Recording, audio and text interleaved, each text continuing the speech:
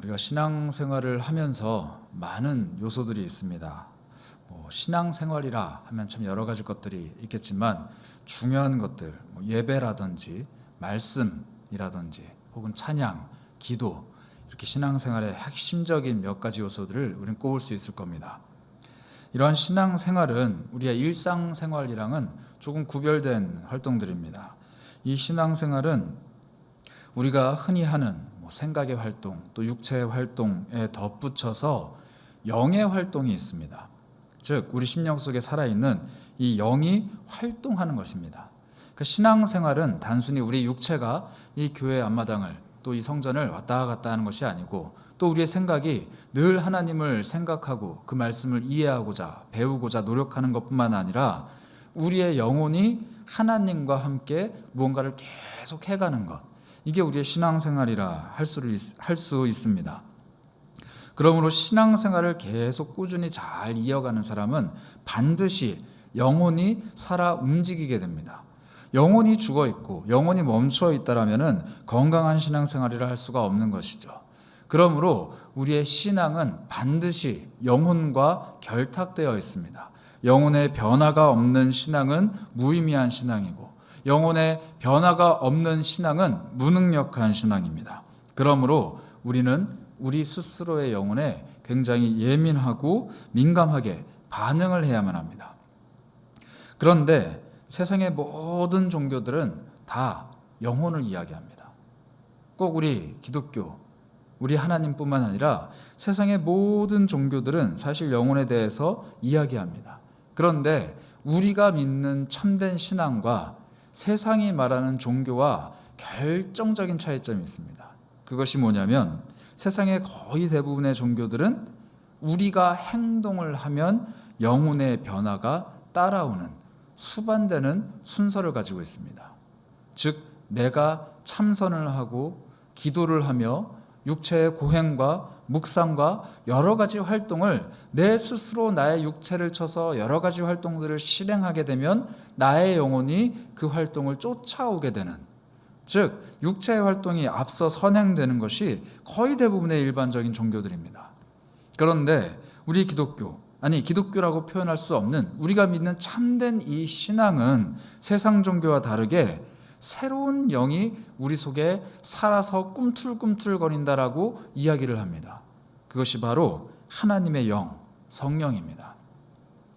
성령 하나님께서 우리 속에 찾아오셨고, 성령 하나님께서 우리 심령 속에 살아계시기에 세상의 종교가 말할 수 없는 새로운 진리, 또 세상의 종교가 이해할 수 없는 새로운 영적인 신비를 우리는 경험하고 삶에서 이끌어갈 수 있습니다. 그러므로 우리 심령은 사실 내가 어떤 신앙생활을 했기 때문에 내 영혼이 그것을 쫓아가면서 변화되는 것이 아니라, 순서상으로 놓자면 하나님의 영이신 성령께서 내 마음속에 먼저 찾아와주셨기 때문에 내 영혼이 변화되기 시작하는 것이고, 그 변화되는 영혼의 변화에 따라 내 행동이 쫓아간다는 것입니다. 다시 말씀드리자면 하나님의 영, 성령께서 내 안에 살아서 역사하실 때 내 영혼이 격동하며 움직일 수 있다는 것입니다. 그런 의미에서 내 영이 지금 침체되어 있다, 내 영혼이 멈춰 있다, 내 신앙생활이 끓어오르는 이 영의 뜨거움이 없다라고 하신다면 새벽 예배를 나가야겠다, 수요예배, 금요예배를 나가야겠다, 성경을 읽어봐야겠다, 이렇게 신앙의 행동들을 점검해 보시는 것도 좋은 방법이지만, 또 하나 성령께서 지금 내 안에 살아 움직이고 계시는가를 반드시 점검해야만 합니다. 왜냐하면 내 영혼은 성령과 결탁되지 않고서는 단 하나도 움직일 수 없는 무능력한 존재이기 때문입니다. 성령께서 내 안에 말씀하시지 않는다면 나는 말씀을 따라 쫓아갈 수 없는 사람입니다. 성령께서 나를 기도하게 만드시지 않는다면 내 입술로는 단 한마디도 기도할 수 없는 존재입니다. 성령께서 내 안에 찬양의 영을 베풀어 주시지 않는다면 내 찬양은 헛것입니다. 그러므로 성령께서 지금 내 안에서 역동적으로 움직이고 계시는가를 반드시 점검을 해야 된다는 것입니다. 오늘 우리가 읽은 이 요나서 본문이 바로 요나의 그 점검을 보여주고 있습니다. 여러분 요나 이야기 너무 잘 알고 계실 겁니다. 우리 주일학교 때부터 많이 듣고 배웠던 참 믿기 어렵고 놀라운 신비로운 이야기가 가득한 이 요나 선지자의 이야기. 물고기 뱃속에 들어갔다가 3일 뒤에 토해내지고 큰 니느웨 성에 가서 복음을 전했는데 그 온 성의 백성들이 회개하며 돌아오는 역사. 그런데 저는 이 요나서를 읽을 때마다 가장 신기하고 가장 이해가 되지 않는 기적은 요나가 하나님의 말씀을 불순종하기로 결심했다는 사실입니다. 어떠한 이유에서든 어떠한 결심에서든 하나님의 말씀을 거부하고 도망간다는 것 자체가 참 이해가 안 됩니다. 어떤 면에서는 요나가 물고기 뱃속에 들어가서 3일 만에 살아나온 이야기보다 요나가 하나님 말씀에 불순종하고도 살아남은 이야기가 더 신비롭습니다. 어떤 면에서 요나가 전했던 그 복음 때문에 니느웨 사람들이 회개한 것보다도 그 모습을 보고도 여전히 회개하지 않는 요나의 모습이 더 신기합니다.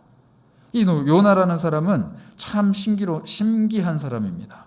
그런데 이 사람의 이 불순종의 행위를 하나님께서 그대로 두시지 않습니다. 이 사람이 하나님을 거부하고 하나님을 멀리 떠나는 이 불순종의 행위를 하는데 하나님은 기어코 그의 발자취를 쫓아오십니다. 다른 곳을 향해 가는 그의 발걸음을 기어코 쫓아오셔서 발목을 낚아채시고 그를 바닷물결 가운데로 뛰어들게 하시고 물고기 뱃속으로 빠져들어가게 하십니다. 하나님께서는 그를 끝까지 가로막으십니다. 여기서 우리는 분명하게 깨달아야 할 것이 있습니다. 내 영혼이 아무리 침륜에 빠져 있다 한들, 내 삶이 아무리 무너져 내렸다고 한들, 내 신앙생활이 아무리 형편없다고 한들 하나님께서 내 발목을 낚아채시기 시작한다면, 하나님께서 나를 끊임없이 물고 늘어지며 나와 함께 대화하자라고 붙들기 시작하신다면 우리는 반드시 하나님과의 대화의 자리에 나아가야만 한다는 것입니다. 아무리 외면하고 아무리 부정하고 아무리 멀리 떠나가려고 할지라도 불가능합니다. 우리는 하나님과 대화를 해야 합니다. 그것이 바로 우리의 기도입니다. 기도하지 않는 그리스도인들이 참 많이 있습니다. 기도할 줄 모르는 그리스도인들도 참 많이 있습니다. 그러나 인생의 어느 한순간에 반드시 하나님께서는 그의 삶에 찾아오시고 기도하라고 요구하십니다. 아니, 기도하라는 것보다 하나님과 함께 대화하자라고 요구하신다라고 말씀하시는 것이 조금 더 정확할 것 같습니다. 이 불순종의 인간, 연약하기 짝이 없는 그 인간에게 찾아오셔서 하나님께서는 나와 함께 대화하자, 나와 함께 생각을 나누자, 나와 함께 교통하자, 이렇게 요구하십니다. 그리고 그 대화의 방편으로 우리에게 기도라는 것을 선물로 주셨죠. 요나는 결국 물고기 뱃속에 빠져들어가서 3일을 지냅니다. 그 속에서 과연 무엇을 경험했는지, 얼마나 축축했을지, 얼마나 두려웠을지, 또 얼마나 괴로웠을지 요나는 그런 것들을 상세하게 기록하지 않습니다. 요나가 물고기 뱃속에서 겪었던 일 중에 그가 기록한 것은 오늘 2장 딱 이것이 전부입니다. 그의 기도입니다. 요나가 물고기 뱃속에서 그의 하나님 여호와께 기도했습니다. 그리고 그 기도 안에서 우리는 몇 가지 중요한 특징을 발견할 수 있습니다. 먼저 2절과 3절입니다. 이르되 내가 받는 고난으로 말미암아 여호와께 불러 아뢰었더니 주께서 대답하셨고 내가 스올의 뱃속에서 부르짖었더니 주께서 내 음성을 들으셨나이다. 주께서 나를 깊음 속 바다 가운데 던지셨으므로 큰 물이 나를 둘렀고 주의 파도와 큰 물결이 내 위에 넘쳤나이다. 요나는 지금 뱃속에 들어가서 자기한테 벌어진 일에 대해서 다시 한번 기도하면서 복기를 합니다. 내가 지금 고난을 받고 있기 때문에 여호와를 불렀습니다. 이렇게 이야기합니다. 그런데 요나가 자기 고난을 어떻게 표현하는지 3절을 다시 한번 유심히 보겠습니다. 주께서 나를 깊음 속 바다 가운데 던지셨다. 사실 요나를 바다에 던진 사람들이 누굽니까? 선원들이죠. 선원들이 끝까지 풍랑을 이겨내 보려고 했으나 도무지 이겨낼 수 없음을 보고 요나에게 묻습니다. 너는 도대체 무슨 죄를 지었길래 이런 일이 벌어지는가? 요나가 예차저차 사정을 설명을 하고 나를 바다에 던지라 이렇게 이야기합니다. 그런데 거부를 합니다. 그래도 극복하지 못하자 요나가 재차 요구를 했고 사람들이 두려운 마음으로 그를 바다에 던집니다. 그리고 감쪽같이 풍랑이 사라지죠.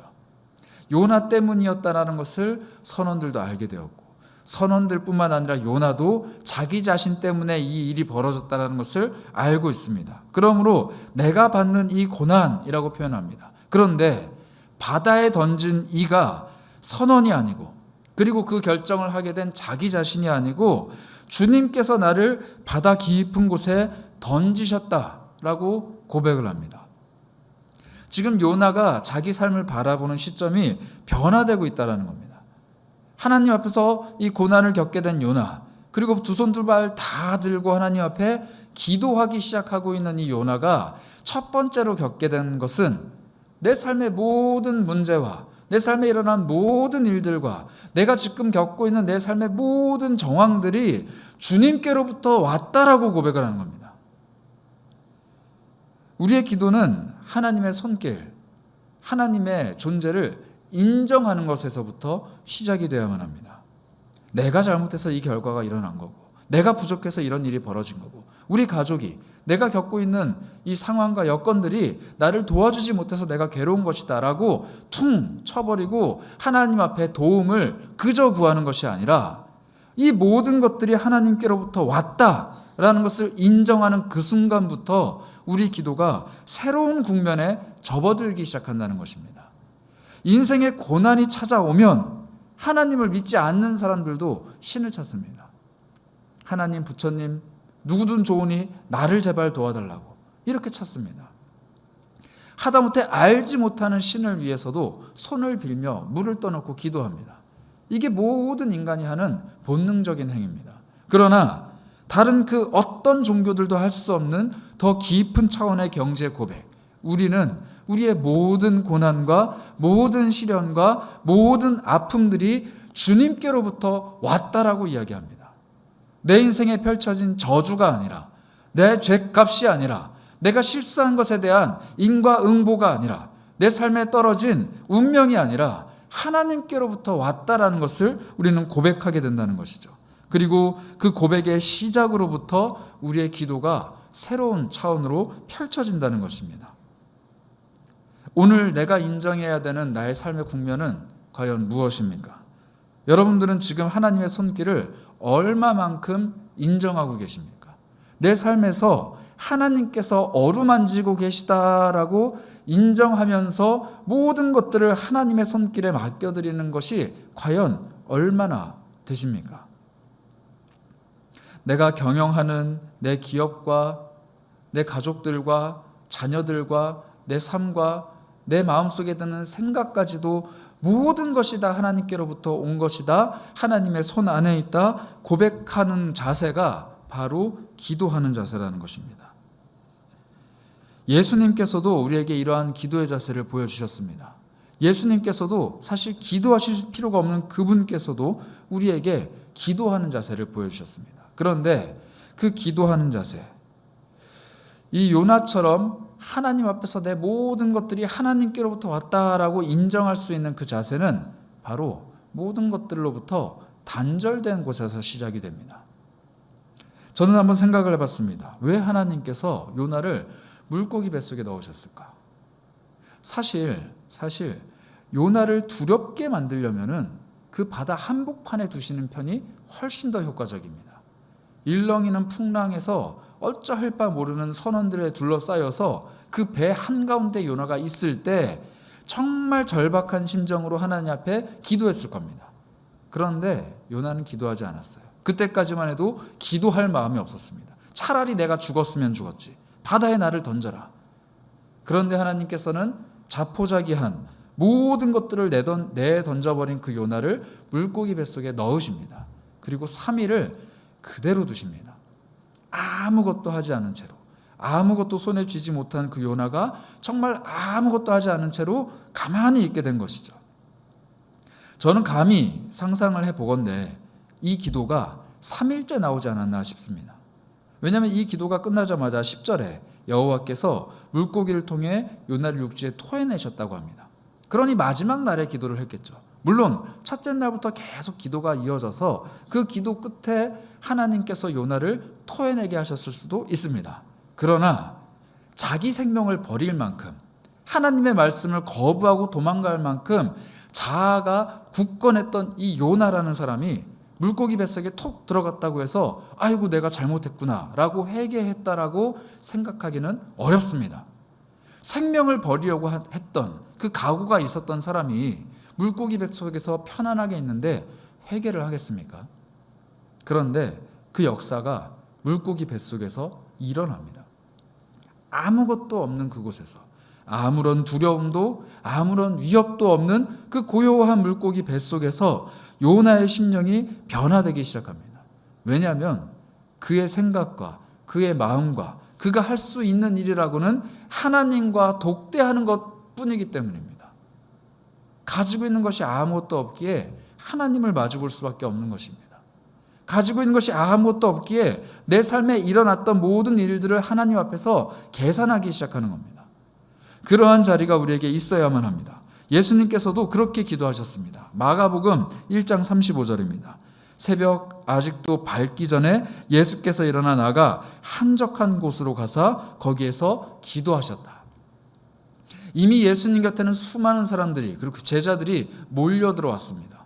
예수님께서 하나님과 집중하기에는 조금 부산한 상황이 펼쳐지고 있었습니다. 그러니 예수님께서는 새벽에 밝기 전부터 일어나셔서 한적한 곳으로 가셨고 거기에서 기도하기 시작하십니다. 우리도 이런 모습을 본받아야만 합니다. 새벽 예배뿐만 아니라 하나님 앞에서 하나님과 독대하는, 하나님과 내 영혼이 마주할 수 있는 시간이 반드시 있어야만 합니다.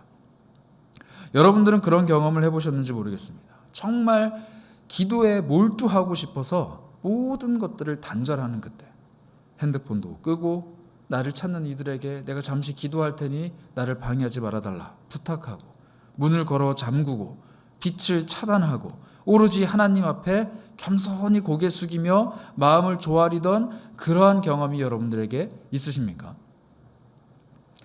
이게 참 힘듭니다. 제가 신학교 다닐 때 기도굴이라는 게 있었습니다.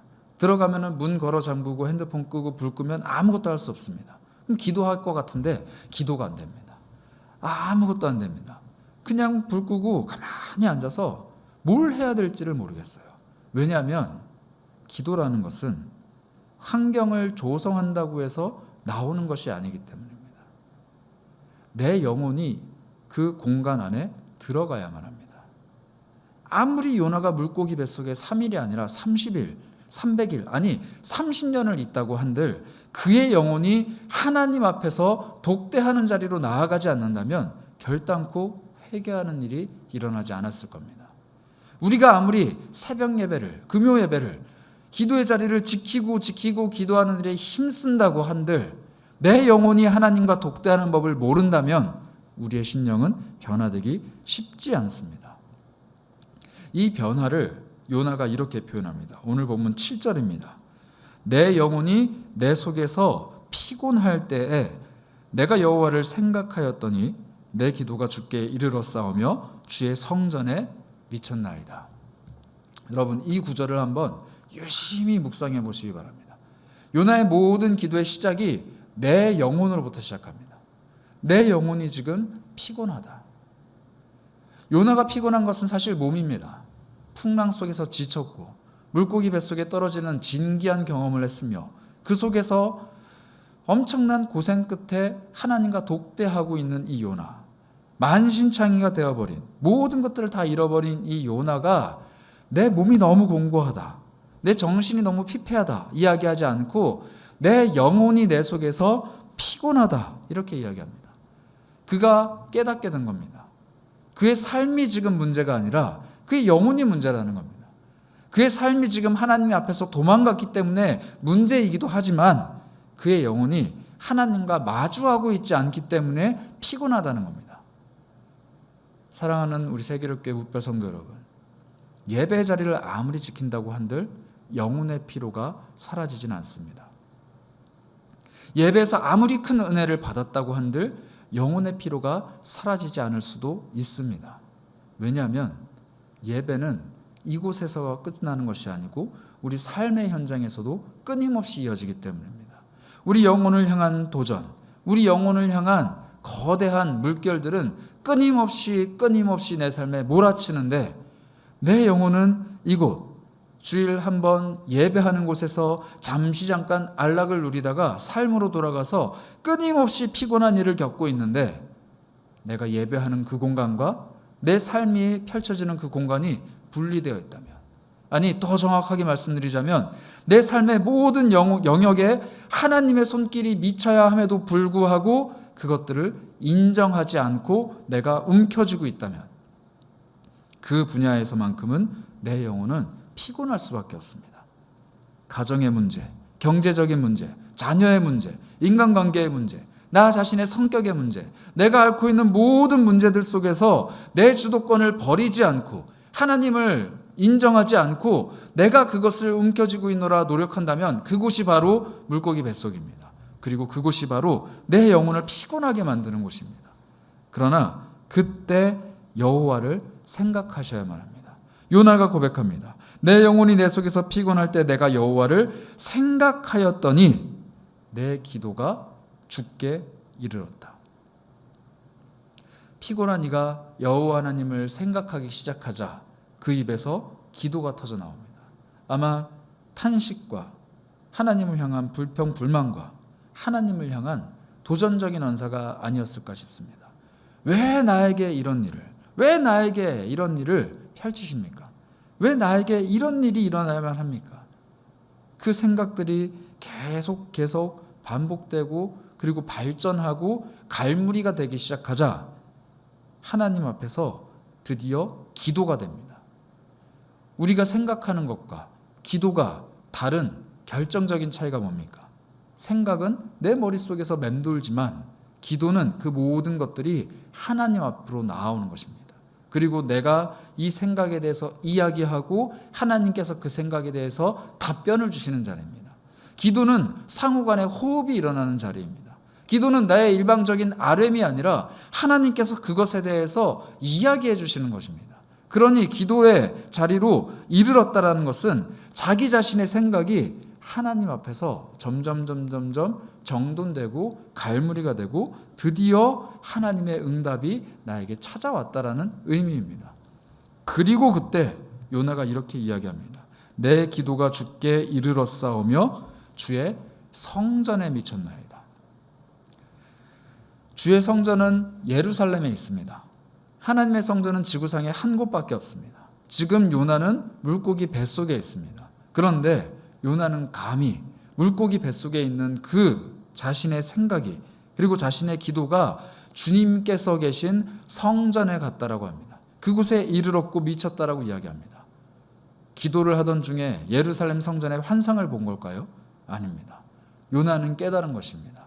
성전에 계시는 그 하나님께서 지금 기도하는 이곳, 이 물고기 뱃속에 함께 계시구나. 이곳이 바로 하나님과 내가 지금 마주하며 내 죄를 해결해야만 하고 하나님의 음성, 하나님의 말씀을 들어야만 하고 내가 새로워져야만 하는 성전이구나 라는 것을 깨닫게 된 것입니다. 물론 물리적인 성전은 여전히 예루살렘에 있습니다. 그러나 요나가 이야기하고 있는 하나님의 존전에서 하나님과 조우를 경험하는 그 성전의 모습이 지금 이 물고기 뱃속에서 펼쳐지고 있다는 것입니다. 여러분들은 삶의 성전을 어디에 만들어가고 계십니까? 내가 하나님과 함께 마주하는 곳, 하나님의 얼굴을 바라보고 하나님의 음성을 듣고 하나님의 존전 앞에서 내가 하나님께 생각을 아뢰고 그 생각에 대해서 하나님께서 말씀하시는 이 깊은 대화가 어디에서 일어나고 계십니까? 혹 이 기도가 멈춰 있지는 않나요? 혹시 이 기도의 자리를 아직 경험해 보시지 못한 분들이 계십니까? 우리 요나의 마음으로 오늘 이 밤에 기도하시길 부탁드립니다. 하나님 앞에서 그 피곤하디 짝이 없는 영혼을 부여잡고 하나님 앞에 정말 꼬일 대로 꼬인 복잡하기 짝이 없는 이 생각의 끈을 부여잡고 나아오시면 됩니다. 그리고 하나님 앞에 그것을 내려놓고 하나님의 음성을 듣고자 고민하며 기다리시면 됩니다. 반드시 하나님께서는 주를 찾는 자에게 응답하겠다 약속하셨습니다. 두드리는 자에게 하나님께서 주시리라 약속하셨습니다. 내 생각의 끈을 내가 붙잡고 있는 것이 아니라 하나님께서 붙잡기 시작하신다라면 모든 것들이 하나하나 풀려가기 시작합니다. 그 깊은 기도의 경지, 예수님께서 또 한번 우리에게 보여주셨습니다. 누가복음 22장 42절부터 43절까지 말씀입니다. 이르시되 아버지여, 만일 아버지의 뜻이거든 이 잔을 내게서 옮기시옵소서. 그러나 내 원대로 마시옵고 아버지의 원대로 되기를 원하나이다 하시니 천사가 하늘로부터 예수께 나타나 힘을 더하더라. 누가복음은 예수님의 겟세마네 동산에서의 기도에 저 43절을 덧붙입니다. 천사가 하늘로부터 예수께 나타나 힘을 더했다. 어떻게 보면 이 예수님의 기도는 지극히 인간적인 기도입니다. 하나님의 아들임에도 불구하고 지금 십자가를 지나가게 해달라고 탄식하며 기도하십니다. 사람이 할 법한 기도입니다. 예수님이 하나님의 아들이시라면, 예수님께서 하나님의 뜻을 잘 알고 계시는 분이시라면 마땅히 아무 불평 불만 없이 성경의 기록대로 순순히 십자가에 매달리셔야만 했습니다. 그런데 예수님께서도 이 복잡하게 꼬여버린 생각의 실타래를 들고 하나님 앞에 나아가셨습니다. 그리고 말씀하십니다. 내 뜻이 아니라 아버지의 뜻대로 되기를 원합니다. 철저하게 우리에게 보여주시고자, 모범이 되시고자 보여주신 이 내적인 갈등입니다. 우리도 이러한 기도를 해야만 합니다. 하나님, 내 속에 이 꼬일 대로 꼬여버린 생각의 실타래를, 내가 풀 수 없는 이 영혼의 피곤함을 하나님께서 붙잡고 하나하나 아버지의 뜻대로 풀어가시길 원합니다. 그러나 내가 생각했을 때 이렇게 돼야만 하는 것, 내가 바라는 이러한 결과물, 내가 원하는 이러한 기도의 응답이 아니라 아버지의 뜻대로 내 앞에 모든 것들이 펼쳐지길 원합니다. 이거는 그냥 신앙이 있다고 해서 할 수 있는 기도가 아닙니다. 그러니 예수님께서도 이 기도를 하실 때 천사들이 나타나서 예수님께 힘을 더했겠죠. 하물며 예수님도 이 고백을 하실 때 천사들의 도우심이 필요했다라면 우리는 어떻겠습니까? 우리 이 작은 인생 하나 하나님 앞에 내어놓는 게 이토록 힘이 든데, 우리의 이 작은 상황 하나 하나님 앞에 맡겨드리는 게 이렇게 두려운데 하나님의 도우심 없이 우리가 어떻게 그 고백을 할 수 있겠냔 말입니다. 여기서 필요한 것이 바로 성령님입니다. 우리의 기도를 도우시는 분, 우리의 기도가 내 욕망, 내 결정, 내 생각이 아닌 하나님의 뜻대로 이루어질 수 있도록 도우시는 분이 우리 안에 살아계십니다. 바로 성령 하나님이십니다.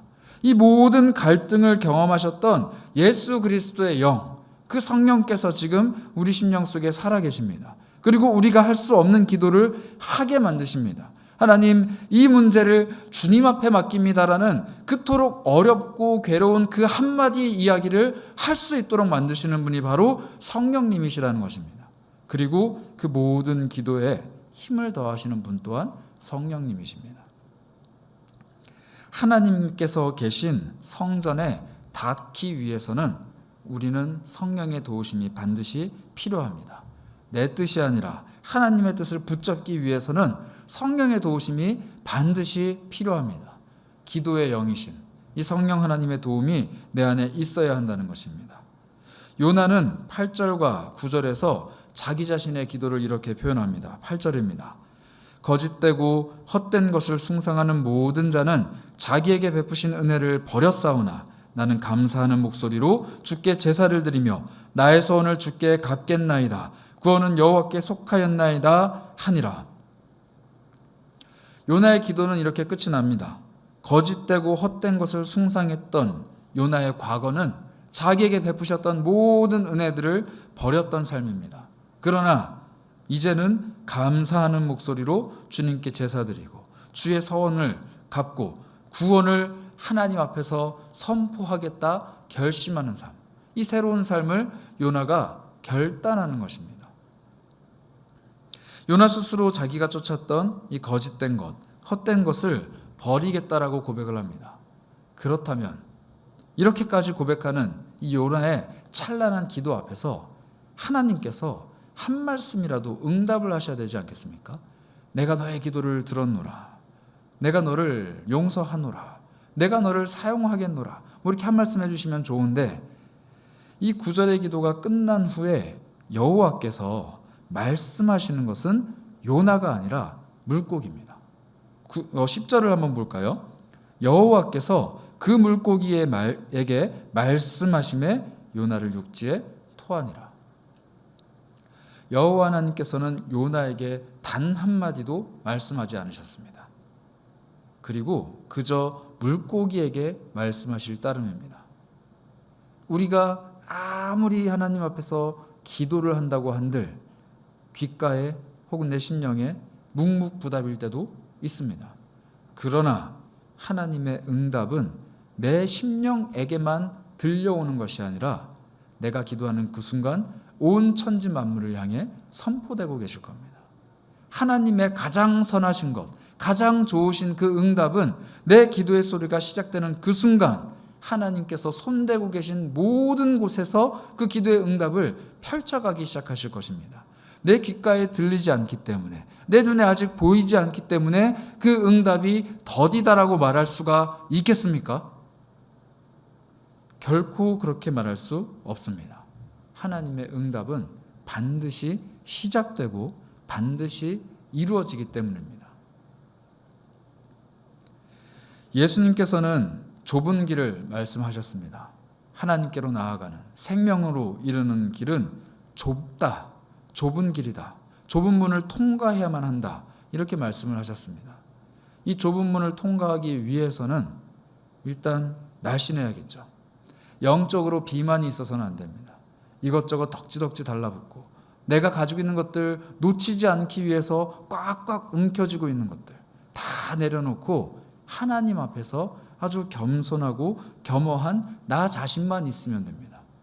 그러면 그 좁은 문을 통과하여 주께로 더 가까이 갈 수 있습니다. 모든 것들을 버려둔 채 바닷속에 뛰어들어 물고기 뱃속에 홀로 있었던 그 요나의 모습이 우리에게 필요합니다. 짊어진 배낭을 가볍게 하고, 아니 그 배낭조차 짊어지지 않은 모습으로 주 앞에 나아가야만 합니다. 오늘 여러분들이 이 기도의 자리에 가지고 나오신 세상 근심, 걱정, 염려, 무거운 짐은 과연 무엇입니까? 내려놓을 수 있으시겠습니까? 내가 아니면 그 누가 감당할까? 내가 아니면 이것을 누가 해결할까? 하나님이 나에게 이것을 짊어지게 하셨는데 이것을 어떻게 내가 포기할 수 있을까? 아니요. 예수님은 말씀하십니다. 수고하고 무거운 짐진 자들아 내게로 오라. 내가 너희를 쉬게 하리라. 예수님은 그 짐을 내려놓으라 말씀하십니다. 내가 그 짐 잘 짊어지고 갈 수 있게 더 큰 힘을 베풀어 줄게. 내가 너 그 짐 더 짊어질 수 있도록 내가 너의 등 뒤에 트럭을 붙여줄게. 지게차를 붙여줄게. 그렇게 말씀하시지 않으십니다.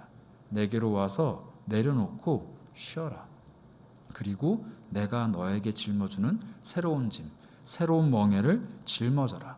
그 멍에는 쉽고 가볍다. 이렇게 말씀하십니다.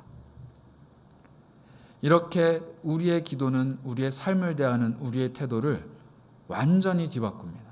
모든 문제를 완전히 뒤바꿉니다.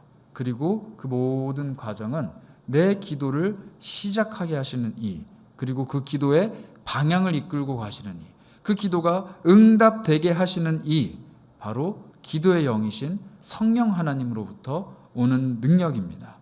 성령 하나님께서 내 기도를 꽉 붙잡고 계셔야지만 그 기도가 주께로 이르르는 성전에 맞닿는 하나님의 존전을 마주보는 기도의 통로가 됩니다.